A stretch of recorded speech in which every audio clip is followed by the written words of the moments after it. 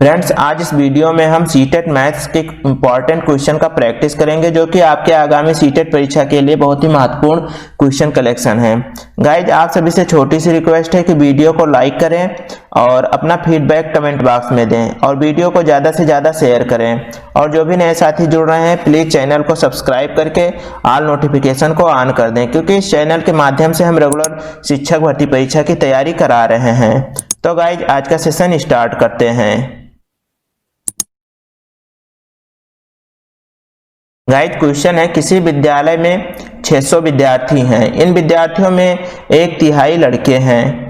लड़कों की संख्या का 3/4 खिलाड़ी हैं और लड़कियों की संख्या का 1/4 खिलाड़ी हैं। विद्यालय में कुल खिलाड़ी कितने हैं? हमें यह बताना है कि विद्यालय में कुल कितने खिलाड़ी हैं। तो गाइज, यहाँ पर विद्यालय में कुल विद्यार्थी कितने हैं? तो 660 विद्यार्थी हैं और जिसमें से 1/3 लड़के हैं। अर्थात यहाँ पर हम लड़कों की संख्या अगर निकालें तो लड़कों की संख्या क्या हो जाएगा? जो लड़के हैं वो 660 का 1/3 हैं, अर्थात 1/3। तो यहाँ पर इसे सॉल्व कर लेंगे तो ये हो जाएगा, अर्थात कुल लड़के कितने हैं? 220 लड़के हैं और लड़कों की संख्या का 3/4 खिलाड़ी हैं। तो इसमें से खिलाड़ी कितने हैं? तो यहाँ पर खिलाड़ी अगर देखेंगे तो खिलाड़ी इनके लड़कों की संख्या का 3/4, अर्थात 220 का 3/4 3/4 कर देंगे और इसे सॉल्व करते हैं तो ये हो जाएगा 4 पंचे 20 और 2 22, 4 पंचे 20, अर्थात यहाँ पर 55 और 3 का गुणा करेंगे तो 165 आ जाएगा। इतने लोग, इतने लड़के हैं जो खिलाड़ी हैं। और नेक्स्ट इसके बाद में हमें कहा गया है कि लड़कियों की संख्या का 1/4, अर्थात लड़कियों की संख्या कितना है? तो लड़की का, क्योंकि यहाँ पर 660 में का 1/3 निकल चुका है तो अब कितना बचा? 2/3 बचा है। तो यहाँ पर 660 का 2/3 ये क्या है? ये लड़कियों की संख्या है। तो यहाँ से अगर हम लड़कियों की संख्या ज्ञात कर लेंगे तो ये हो जाएगा 220 और 2 से मल्टीप्लाइड करेंगे तो 440। ये 440 लड़कियों की संख्या है और इन लड़कियों की संख्या में हम खिलाड़ी लड़की, जो वो लड़की जो खिलाड़ी हैं उनकी संख्या ज्ञात करेंगे। तो यहाँ पर खिलाड़ी कितना कहा गया है? खिलाड़ी कहा गया है कि 1/4 लड़कियां खिलाड़ी हैं। तो यहाँ पर खिलाड़ी जब हम ज्ञात करेंगे 440 का 1/4, अर्थात यहाँ पर 4 से काट देंगे तो ये हो जाएगा 110। तो इस प्रकार से हमें खिलाड़ी लड़कियां कितना है? 110 से यहाँ पर पूछा गया है कि विद्यालय में कुल खिलाड़ी कितने हैं। तो कुल खिलाड़ी ज्ञात कर लेंगे, यहाँ पर दो लड़के और लड़कियां दोनों की संख्या, खिलाड़ी की संख्या जोड़ लेंगे तो कुल खिलाड़ी यहाँ पर हैं, यहाँ पर जोड़ देंगे, बस हमारा आंसर आ जाएगा 275 कुल खिलाड़ियों की संख्या है विद्यालय में, जो कि ऑप्शन नंबर फर्स्ट में दे रखे हैं। ऑप्शन नंबर फर्स्ट यहाँ पर करेक्ट ऑप्शन हो जाएगा। नेक्स्ट क्वेश्चन देखते हैं गाइज। रेमू अपने 9 मीटर लंबे और 7 मीटर चौड़े कमरे के फर्श पर टाइलें लगाना चाहती हैं। टाइलों के निम्न साइजों में से वो कौन सी खरीदें जिससे कि फर्श पर टाइलें किसी टाइल को काटे बगैर लग जाए? तो यहाँ पर ये 4 ऑप्शन दे रखे हैं, इनमें से कौन सा साइज का टाइल्स लें जो कि इस रेमू के कमरे में, जिसकी लंबाई और चौड़ाई 9 मीटर और 7 मीटर है, उसमें लग जाए। तो हम पहले कमरे का क्षेत्रफल ज्ञात कर लेते हैं और जो क्षेत्रफल आएगा उस क्षेत्रफल को हम क्या करेंगे कि क्षेत्रफल जितना आएगा उस क्षेत्रफल को इस संख्या से डिवाइड करेंगे। जिस संख्या से टोटल कट जाएगा, शेष नहीं बचेगा, तो वो हमारा आंसर हो जाएगा।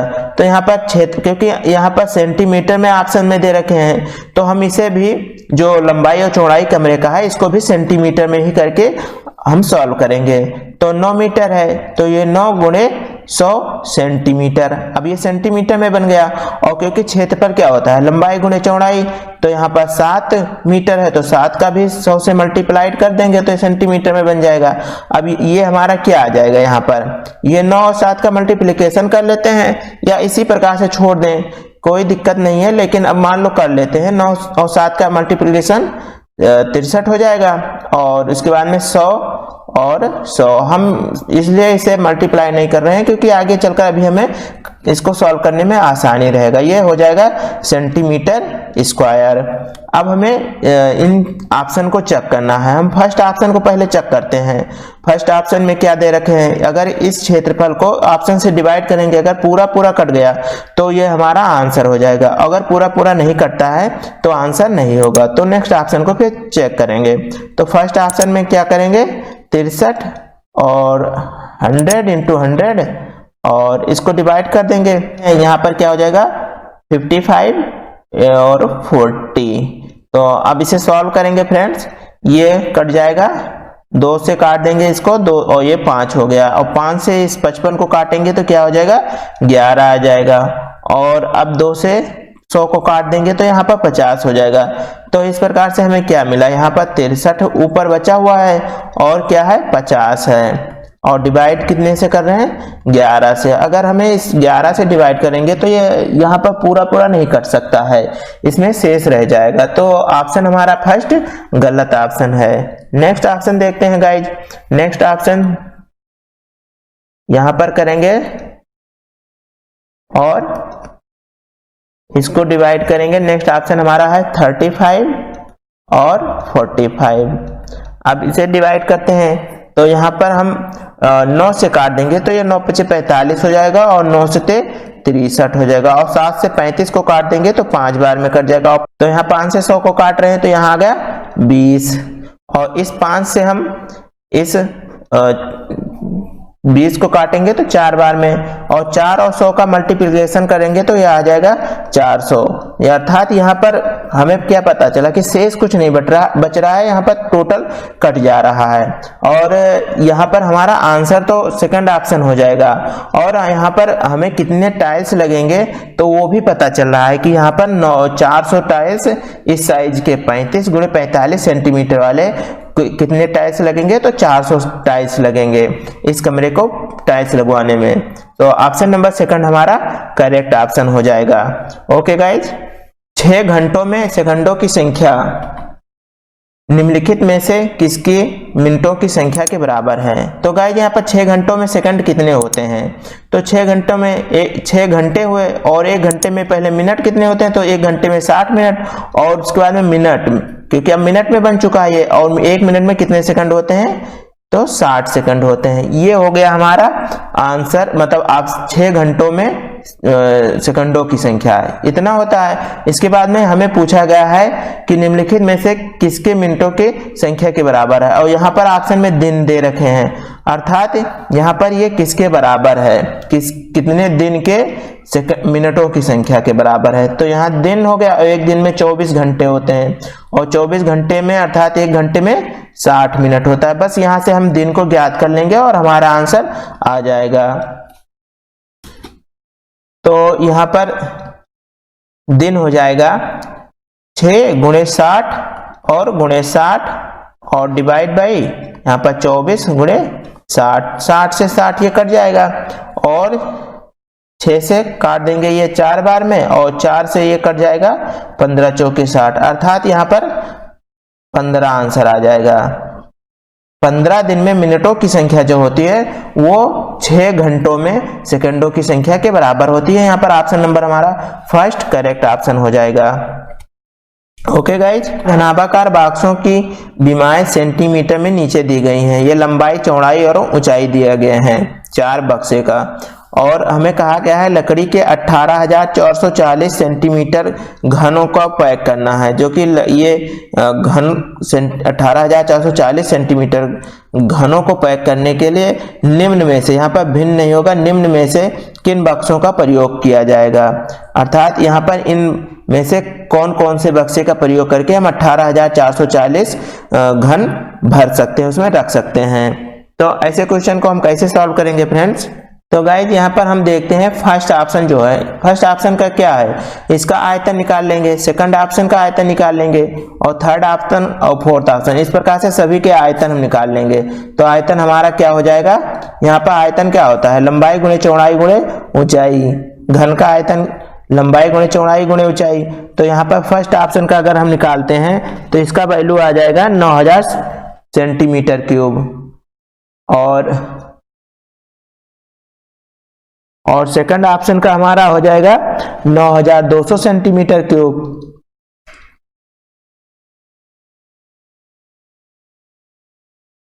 और थर्ड ऑप्शन का आ जाएगा 9240 सेंटीमीटर क्यूब। और फोर्थ ऑप्शन का हो जाएगा 9120 सेंटीमीटर क्यूब।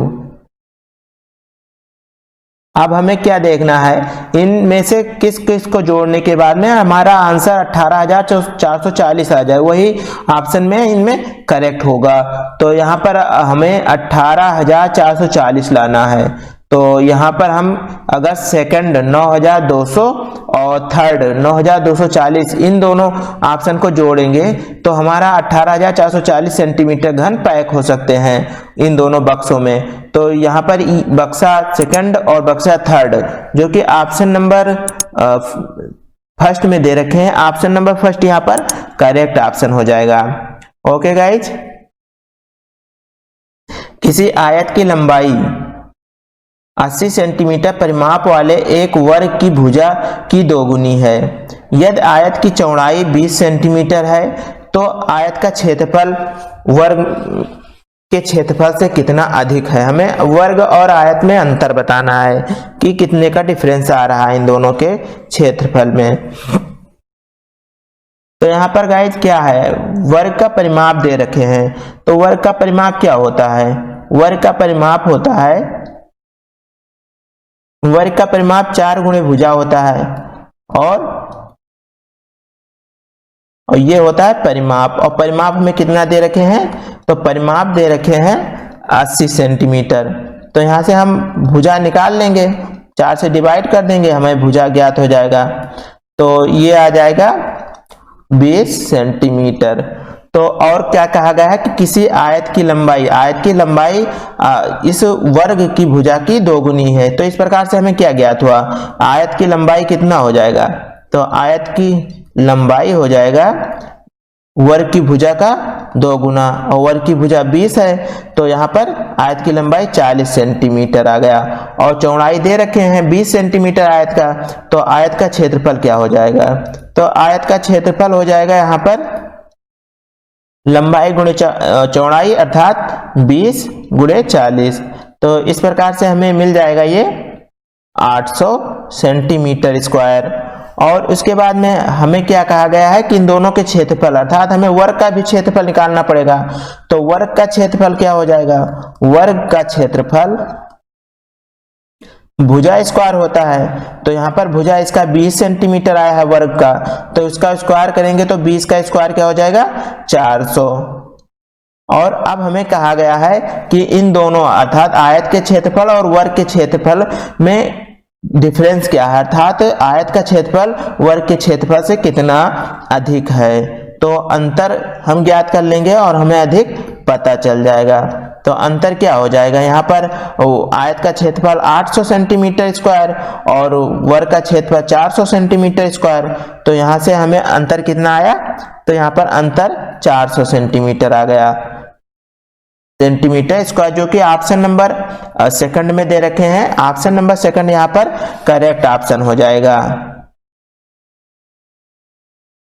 हारून एक फल की दुकान पर गया, उसने 1.5 दर्जन केले 2.5 प्रति केला की दर से 3.5 किलो सेब 57.6 प्रति किलो की दर से, 1.5 किलो आम 75.4 प्रति किलो की दर से और 750 ग्राम अंगूर 120 प्रति किलो की दर से खरीदे। यदि उसने फल विक्रेता को 500 का एक नोट दिया तो उस विक्रेता ने उसे कितने रुपए वापस किए। इस प्रकार के क्वेश्चन गाइज हर बार आते हैं और ऐसे क्वेश्चन में हम क्या करेंगे, सभी कुल खर्च को ज्ञात करेंगे और उसके बाद में 500 में से उससे सब्ट्रैक्ट कर देंगे और आंसर आ जाएगा। तो यहाँ पर हारून ने 1.5 दर्जन केले लिए, कितने केले लिए हैं, तो 1.5 दर्जन अर्थात 18 केले, कितने 18 केले लिए और प्रति केला कितना है 2 रुपये 50 पैसा, अर्थात यहाँ पर उसका लागत मूल्य कितना हुआ, यहाँ पर हारून ने केले के लिए 45 रुपये खर्च किए। नेक्स्ट इसके बाद में 3.5 किलो सेब लिया, 3.5 किलो सेब लिया और 57.6 के दर से। तो इसको जब सॉल्व करेंगे तो ये कितना आ जाएगा, तो यहाँ पर हारून ने 201 रुपये 60 पैसे खर्च किए और इसके बाद में फिर 75.40 प्रति किलो की दर से 1.5 किलो आम लिया। तो 1.5 किलो आम का वैल्यू ज्ञात कर लेंगे जिसका वैल्यू 75.40 प्रति किलो की दर से, तो ये आ जाएगा 113 रुपया 10 पैसा। और उसके बाद में 750 ग्राम अंगूर 120 प्रति किलो की दर से। गाइज सीटेट के एग्जाम में इसी तरह से दे देते हैं, लोग कंफ्यूज होकर इसे 120 से गुणा कर देंगे, ग्राम को ध्यान में नहीं रखेंगे और आंसर नहीं आएगा। बस इसमें यही अंतर होता है इसका और कुछ नहीं। तो 750 ग्राम है, इसको किलो में बदलेंगे तो ये 0.75, 1000 से डिवाइड कर देंगे 0.75 आ जाएगा। 0.75 किलो, अब ये किलो में बन गया और 120 प्रति किलो के दर से इसका प्राइस था। तो यहाँ पर ये इसका वैल्यू आ गया आम का कितना, 90 रुपए। इस प्रकार से हारून ने टोटल खर्च कितना किया है, तो हारून ने टोटल खर्च यहाँ पर हम इसे जोड़ देंगे तो ये आ जाएगा हमारा 449 रुपये 70 पैसे।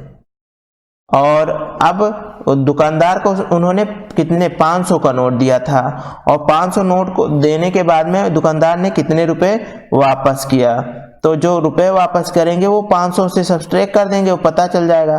तो 500 माइनस 449 रुपये 70 पैसे। तो यहाँ से हमें वैल्यू कितना आ रहा है, ये आ गया हमारा 50 रुपये 30 पैसा, जो कि ऑप्शन नंबर सेकंड में दे रखे हैं। ऑप्शन नंबर सेकंड यहाँ पर करेक्ट ऑप्शन हो जाएगा। ओके गाइज, नेक्स्ट क्वेश्चन है गाइज, लकड़ी के बक्सों में 10,290 पुस्तकों को पैक करना है। यदि एक बक्से में 98 पुस्तकें पैक हो सकती हैं तो एक बक्से का मूल्य 519 रुपये है, तो पुस्तकों को पैक करने में कुल लागत मूल्य कितना होगा। तो गाइज क्योंकि 10,290 बुक हमें पैक करना है तो 10,290 इसे हमें पैक करना है और एक बक्से में कितना आ रहा है, तो 98 बुक आ रहे हैं, तो 98 से हम डिवाइड कर देंगे तो टोटल कितने बक्से लगेंगे ये हमें पता चल जाएगा। तो जब गाइज हम इसे 98 से डिवाइड करेंगे तो हमारा वैल्यू आ जाएगा 105, अर्थात 105 बक्से की जरूरत है इस 10,290 किताबों को रखने के लिए। और प्रति बक्सा का मूल्य कितना है 519, तो कुल लागत यहाँ पर कितना हो जाएगा, कुल लागत आ जाएगा, क्योंकि कुल लागत अर्थात हम 519 से मल्टीप्लाइड कर देंगे बक्सों की संख्या से तो हमें आंसर मिल जाएगा।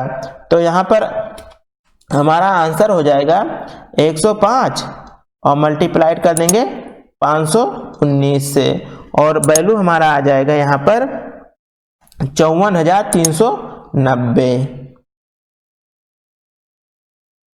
जो कि ऑप्शन नंबर 4 में दे रखे हैं। ऑप्शन नंबर 4 यहाँ पर करेक्ट ऑप्शन हो जाएगा।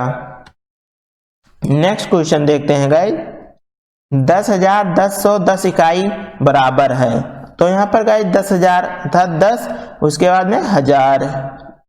इस क्वेश्चन को इसी प्रकार से सॉल्व करेंगे तो आसानी से हो जाएगा। 10 100 10 और 100 और उसके बाद में 10 इकाई प्लस 10 इकाई। तो गाइज अब हम यहाँ पर इसे लिख सकते हैं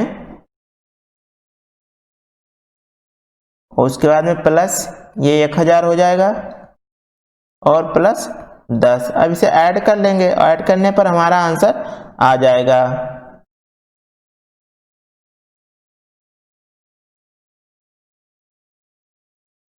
जो कि आंसर हमारा हो गया 11,010, जो कि ऑप्शन नंबर सेकंड में दे रखे हैं। ऑप्शन सेकंड यहाँ पर हमारा करेक्ट ऑप्शन हो जाएगा। ओके गाइज, नेक्स्ट क्वेश्चन है गाइज, 12,112 को 11 से और 13,223 को 13 से भाग देने पर प्राप्त शेषफल का योग क्या होगा, हमें योग बताना है।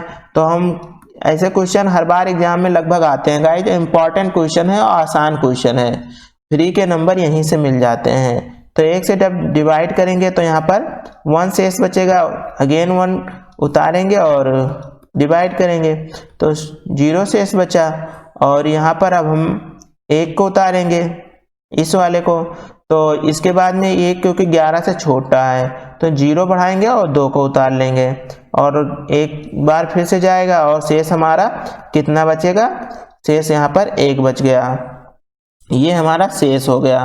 और उसके बाद में नेक्स्ट कौन सा कुछ क्या है, 13 को 13 से डिवाइड करना है 13,223 को, तो यहाँ पर एक बार में ये 0 हो जाएगा, 2 उतारेंगे तो 2 क्योंकि 13 से छोटा है तो यहाँ 0 बढ़ाएंगे और 1 2 और उतार लेंगे, और 13 एकम 13 फिर जाएगा तो यहाँ पर कितना बचेगा, तो ये हो जाएगा 9 और 3 उतारेंगे, और अब 13 सते 91 तो यहाँ पर 91। इस प्रकार से यहाँ शेष कितना बचा, यहाँ पर शेष हमारा 2 बच गए।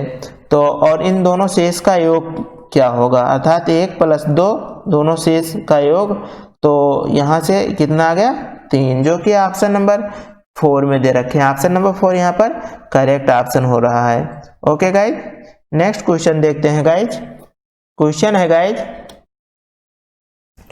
56,431 में 6 के स्थानीय मान तथा 4 के अंकित मान में अंतर है। तो 56,431 में 6 का स्थानीय मान, अर्थात 6 के बाद में कितने संख्या है, तो 3 संख्या है, तो 6 के बाद में हम 3 0 लगा लेंगे, और 4 के अंकित मान, तो 4 का अंकित मान हमेशा 4 ही होगा, तो यहाँ पर 4 का अंकित मान 4 होगा, और इनका अंतर पूछ रहा है तो ये इसे सब्ट्रैक्ट कर लेंगे, और सब्ट्रैक्ट करने पर हमारा आंसर आ जाएगा। तो ये हो जाएगा 6 और 9 9 और 5, तो यहाँ पर हमारा आंसर क्या हो गया 5,996, जो कि ऑप्शन नंबर 2 में दे रखे हैं। ऑप्शन नंबर 2 यहाँ पर करेक्ट ऑप्शन हो जाएगा। ओके गाइस, में से कौन सा प्राथमिक स्तर पर गणित शिक्षण की पाठचर्या अपेक्षाओं के साथ मेल नहीं खाता है, अर्थात प्राथमिक स्तर के गणित शिक्षण में क्या अपेक्षा के मेल नहीं खा रहा है, हमें यह बताना है। फर्स्ट ऑप्शन है वर्गीकृत आंकड़ों के निरूपण का विश्लेषण करना तथा निष्कर्ष निकालना। सेकंड ऑप्शन है दैनिक जीवन की तार्किक कार्यप्रणाली तथा गणितीय सोच के बीच संयोजन का विकास करना। और थर्ड ऑप्शन मानव परिकलन प्रणाली के संख्या संबंधी संक्रियाओं के करने में भाषा और प्रतीक चिन्हों का विकास करना। फोर्थ ऑप्शन है भिन्न को पूर्ण के अंश के रूप में प्रदर्शित करना तथा सरल भिन्नों को व्यवस्थित करना। तो यहाँ पर प्राथमिक स्तर पर गणित शिक्षण के पाठचर्या में क्या मेल नहीं खा रहा है, हमें यह बताना है। तो गाइज यहाँ पर करेक्ट ऑप्शन क्या होगा, क्योंकि दैनिक जीवन में तार्किक कार्यप्रणाली तथा गणितीय सोच के बीच संयोजन करना, गणितीय सोच का संयोजन करना और दैनिक जीवन में तार्किक प्रणाली के बीच, तो यहाँ पर फर्स्ट सेकंड ऑप्शन तो हमारा स्टूडेंट के लिए होता है, प्राथमिक स्तर पर होता है, तो ये नहीं होगा।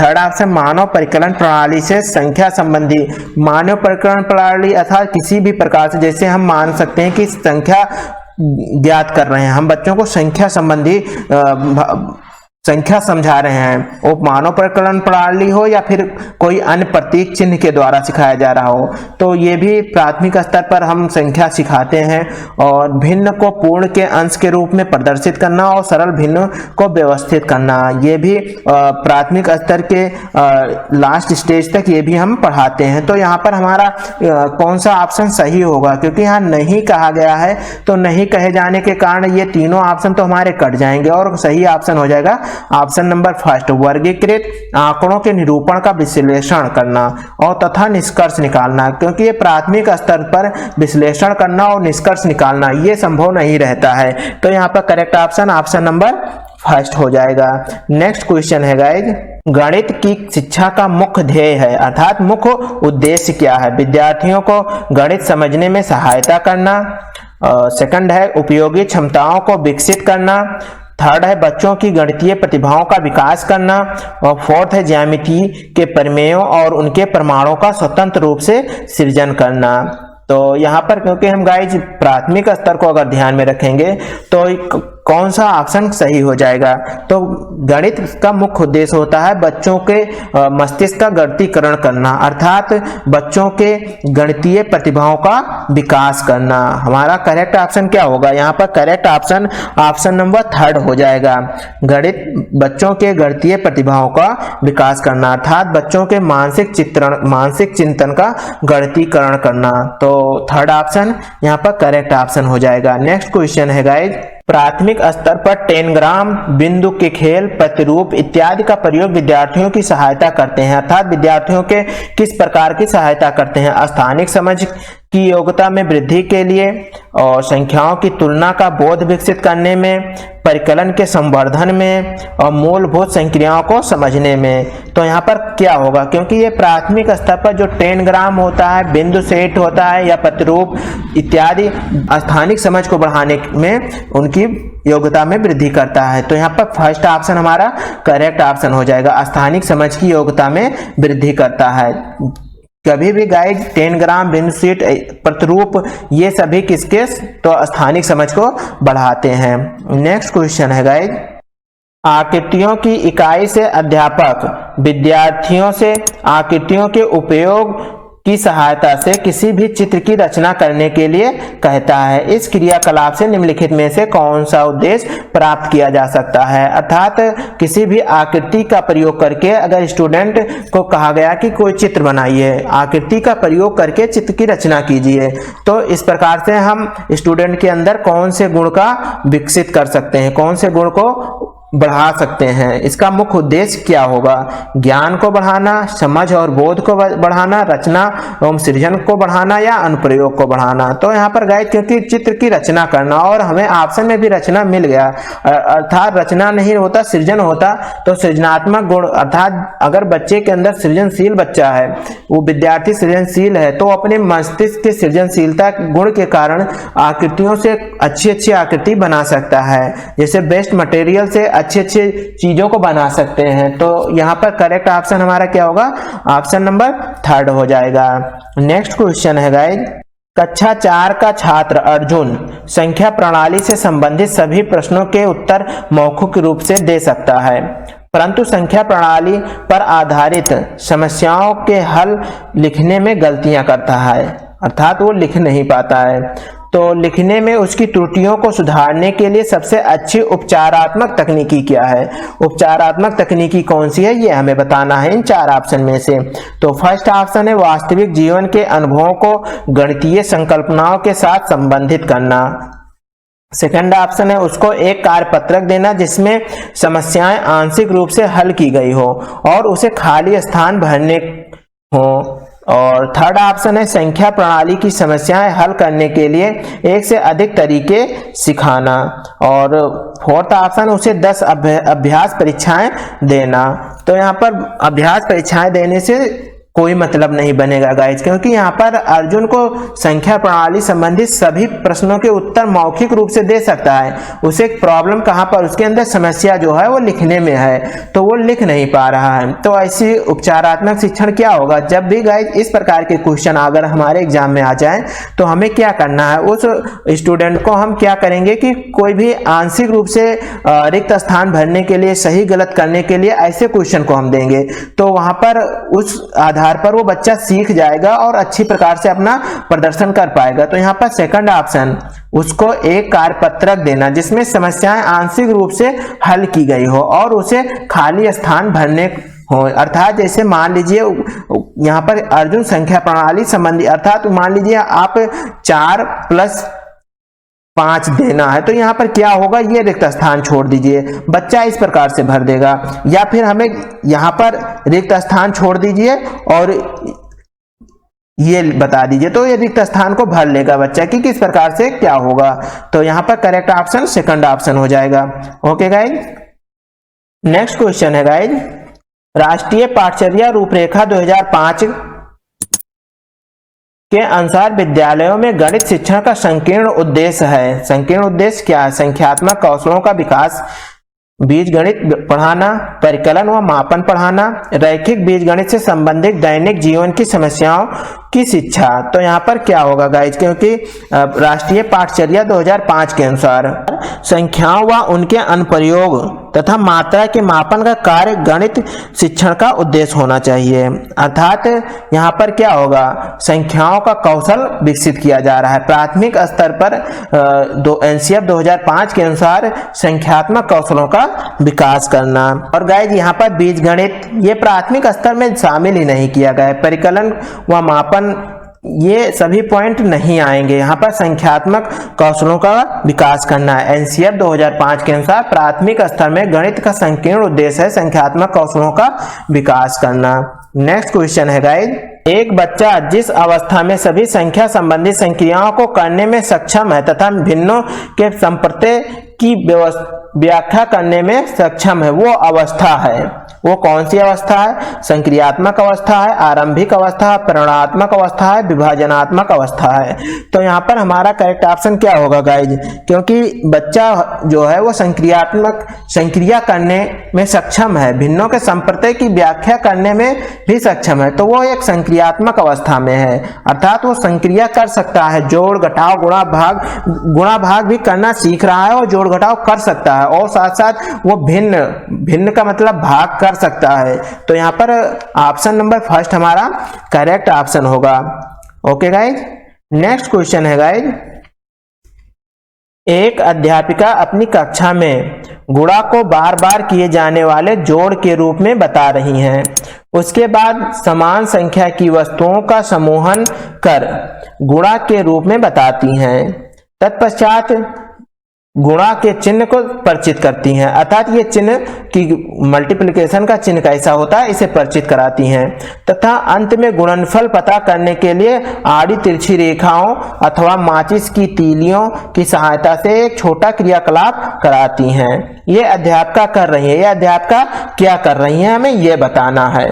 तो कक्षा को आनंददायी बनाने के लिए तरह तरह के प्रस्तुतिकरण कर रही हैं। ऐसा नहीं है गाइज, मूर्त से अमूर्त से संप्रत्यय की ओर के रूप में एक पाठ का विकास कर रही हैं। विभिन्न अधिगम शैलियों वाले शिक्षार्थियों का ध्यान रखना, गणित में कम सफल बच्चों के लिए उपचारात्मक युक्तियां प्रदान करना। तो यहाँ पर जो सही ऑप्शन हो जाएगा वो गाइस सेकंड ऑप्शन हो जाएगा। मूर्त से अमूर्त संप्रत्यय की ओर के रूप में एक पाठ का विकास कर रही है। अर्थात पहले बच्चे को बहुत सारी चीजें दिखा रही हैं, उनको जोड़ जोड़ के दिखा रही हैं। जैसे मान लीजिए यहाँ पर 2 पेन हो गए, फिर प्लस 2 पेन हो गए, फिर प्लस 2 पेन हो गए। इस प्रकार से पहले वस्तुओं को दिखा कर था मूर्त चीज को दिखा रही हैं। उसके बाद में चिन्ह दिखाती हैं और बाद में फिर आड़ी तिरछी रेखा अर्थात इस प्रकार से माचिस की तीलियों का प्रयोग करते हुए अमूर्त की तरफ जाती हैं। तो यहाँ पर सेकंड ऑप्शन हमारा करेक्ट ऑप्शन हो जाएगा। ओके गाइज, नेक्स्ट क्वेश्चन है गाइज, आकांक्षा गणित की एक अच्छी अध्यापिका बनना चाहती हैं। गणित की अच्छी अध्यापिका के लिए आवश्यक है कि उसके पास क्या होना चाहिए? तो गणितीय विषय वस्तु को वास्तविक जीवन से जोड़ने की जानकारी। बिल्कुल पॉइंट सही है। सेकंड ऑप्शन क्या कह रहा है? गणित के विषय को वास्तविक जीवन के साथ संबंध बनाने का कौशल, समझ तथा जानकारी। ये पॉइंट फर्स्ट पॉइंट से भी अच्छा है। थर्ड क्या कह रहा है? अंक गणित, बीजगणित तथा ज्यामिति विषय की अच्छी जानकारी होनी चाहिए। बस केवल अगर शिक्षक बनना है तो केवल अंक गणित, बीजगणित और ज्यामिति पढ़कर शिक्षक बन सकते हैं क्या? ऐसा नहीं है। तो थर्ड ऑप्शन तो कैंसिल हो जाएगा। फोर्थ ऑप्शन, कम से कम समय में समस्याओं को हल करने का कौशल होना चाहिए। ये भी जरूरी है, लेकिन यहाँ पर सबसे अच्छा जो ऑप्शन हमें दिखाई दे रहा है गाइस सेकंड ऑप्शन है। सेकंड ऑप्शन क्या कह रहा है? गणित के विषय को वास्तविक जीवन के साथ संबंध बनाना। अर्थात हम बच्चे के वास्तविक जीवन से संबंध बना के यदि किसी भी विषय को, गणित को छोड़ दीजिए, किसी भी विषय को पढ़ाएंगे तो बच्चे उसमें इंटरेस्ट लेंगे और उनकी कुशलता और विकसित होगा, तो वो उनके कौशल का विकास होगा। अर्थात समझ तथा जानकारी। यहाँ पर हम जो आकांक्षा है उसके अंदर क्या होना चाहिए? तो गणित विषय के वास्तविक जीवन के साथ संबंध बनाने का कौशल होना चाहिए और उसे समझ तथा जानकारी होना चाहिए। तो सेकंड ऑप्शन यहाँ पर हमारा करेक्ट ऑप्शन हो जा रहा है। नेक्स्ट क्वेश्चन है गाइस, कक्षा में गणितीय मनोरंजनात्मक क्रियाकलाप तथा चुनौतीपूर्ण ज्यामितीय पहेलियां संबंधित क्रियाकलाप महत्वपूर्ण है क्योंकि वे विद्यार्थियों को उनकी गणित कक्षा की एक रूपता तथा दैनिक चर्या के कारण होने वाली ऊब बाहर लाते हैं। ये प्रतिभाशाली शिक्षार्थियों को उचित अवसर प्रदान करता है। वे प्रत्येक शिक्षार्थी की स्थानिक व विश्लेषणात्मक योग्यता के संवर्धन में सहायक हैं। वे गणित में कम सफल शिक्षार्थियों में रुचि उत्पन्न करने में सहायक हैं। तो यहाँ पर करेक्ट ऑप्शन क्या होगा गाइज, क्योंकि कक्षा में गणितीय मनोरंजनात्मक क्रियाकलाप तथा चुनौतीपूर्ण ज्यामितीय पहेलियों संबंधी क्रियाकलाप, इसका मुख्य उद्देश्य क्या होता है? ज्यामिति का उद्देश्य बच्चों में उनकी गणित कक्षा एक रूपता दैनिक ऊब को दूर करना होता है। तो ऐसा नहीं है गाइज, ऊब को दूर करने के लिए इसका प्रयोग नहीं किया जाता है। ये उचित अवसर प्रदान करना, प्रतिभाशाली विद्यार्थियों को उचित अवसर प्रदान करना, ये भी नहीं है। यहाँ पर वह प्रत्येक शिक्षार्थी के स्थानिक विश्लेषणात्मक योग्यता के संवर्धन में सहायक हैं। यहाँ पर फोर्थ ऑप्शन, वह गणित में कम सफल शिक्षार्थियों में रुचि उत्पन्न करने में सहायक होते हैं। तो इन दोनों ऑप्शन में से कौन सा ऑप्शन हमारा करेक्ट ऑप्शन हो जाएगा? तो यहाँ पर क्या हो जाएगा, क्योंकि गणितीय मनोरंजन गतिविधियां जो होती हैं तथा कक्षा में ज्यामितीय पहेलियों के द्वारा छात्रों में स्थानिक और विश्लेषणात्मक योग्यता का संवर्धन करना। ऑप्शन नंबर हमारा थर्ड यहाँ पर करेक्ट ऑप्शन हो जाएगा। छात्र ज्यामितीय समस्याओं को हल करने में कुशल तथा तर्क क्षमता को विकसित कर सके, ये मेन मुख्य उद्देश्य होता है यहाँ पर।